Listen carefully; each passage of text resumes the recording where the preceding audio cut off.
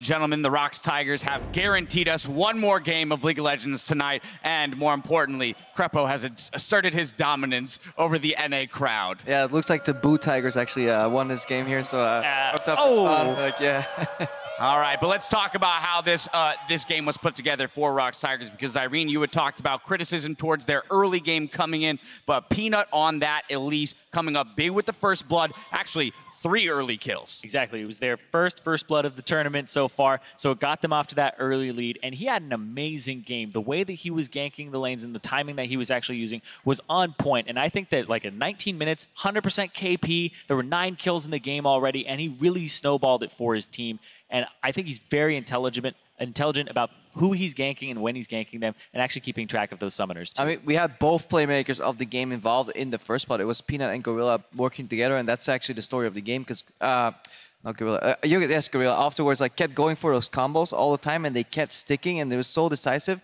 And I feel that's really what kind of led to the game snowballing, but Peanut definitely started the snowball. Yeah, and this isn't a criticism of like CLG specifically, but a criticism more towards all worlds teams. When are people going to start flashing headbutt pole combos? Because, you know, the supports are buffering them in and getting on good targets, but that is such a telegraphed ability, and you should be able to flash out. And the problem with Alistar is once he's in, he's in. I mean, he can't really do anything else, and that is all of the abilities in his kit. Yeah, I was looking at that first rotation of the draft from CLG. They blind picked the Malzahar, sure, who he was target banned a little bit, but I feel like he hasn't been performing too well, so you save that for later on. You don't give Kuro knowledge of what he's playing into, and you take the Caitlyn Alistar there, so you take it away from Gorilla, and you have Aphromoo on a playmaker that, you know, it's not quite the Bard, but still, with the Caitlyn, you have a very passable laning phase. Yeah, I mean, you do have high expectations for Aphromoo's Bard, but I also agree with you. You and I both had that same reaction as we saw it locked in. But, oh, you got something you want to throw in there? Yeah, Sean? I do also want to talk about, you know, even though the bottom lane is where we're putting a lot of the focus,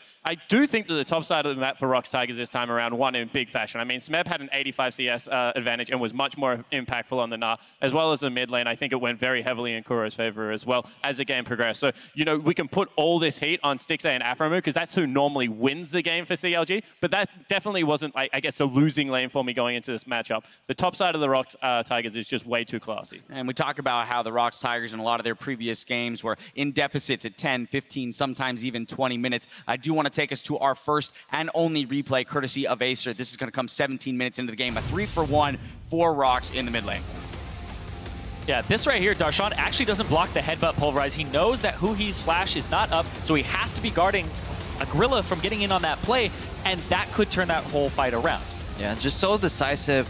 Throughout the entirety of the game, Gorilla's just not afraid to pull the trigger. He sees an opening, goes for it, flash pull. Yes, in theory, people can flash out of it. In theory, a Poppy could be close enough to set fast presence, but the reaction speed with which he just pulls the trigger makes it so that a lot of these engages end up working out. And I think that was the main strength for Rocks in this game. And the biggest difference to me between someone like Marta's team pulling the trigger is there's that split second where RNG is like, oh, we have to go as well. But when the Rocks Tigers do it, you can see that communication is exactly on point. Everyone else is opening up with Jhin ultimates, by the way. Praise Jhin. That's a pretty good pick right there. But they're just able to follow up, and the layering of CC is pretty seamless. So, you know, we can blame the flash all we want, but that is a very hard combo to break out of. Yeah, and you were talking about how they're all on the same page, and that's what's really scary about this Rocks Tigers, if they've kind of woken up from those early game deficits and those mistakes, because they've been winning from behind. They've been playing from those early game deficits and coming back. If they actually get into tournament form and LCK form like they were in the finals and throughout the split, that they could actually still be favorites for this tournament despite their kind of rough start. But it was still close, and credit to CLG for a couple of clutch plays, you know, trying to make their way out. It was, if that first blood doesn't happen in the bot lane, this is an entirely different game, because Aphromoo was trading pretty well on the Bard, poking out. They were about to hit like the point where Caitlyn Bard could like start poking out, doing the Q with the trap combos. Very strong gank from Peanut, put CLG behind, and they just missed out on a couple clutch plays to get back in there.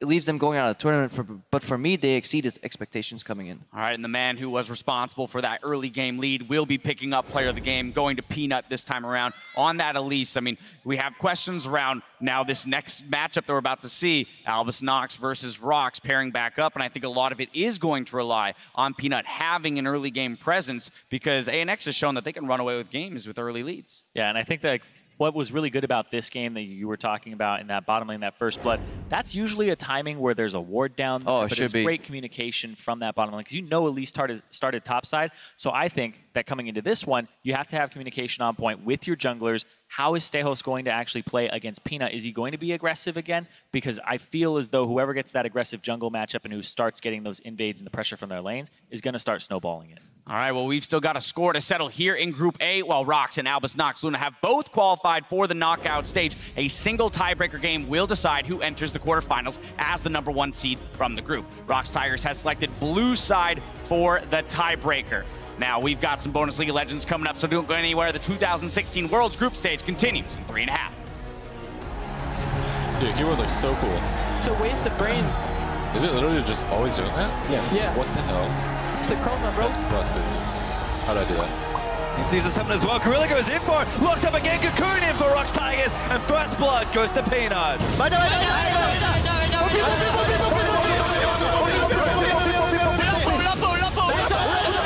And there's another kill. They're gonna kill them all. The only ones left alive. Who he flashes in. Baron goes to Rox. But CLG almost wipe Rox off Summoner's Rift. Well, let's see Praise the line. Oh my god, Bray's a beast! Oh no! Stixxay Conquest is out! Needs to save the day! Peanut Proto Belt's in! That's gonna be him dominating as he takes down Caitlyn. CLG bow out of the tournament and Rox hold on to that potential first we thought they'd get.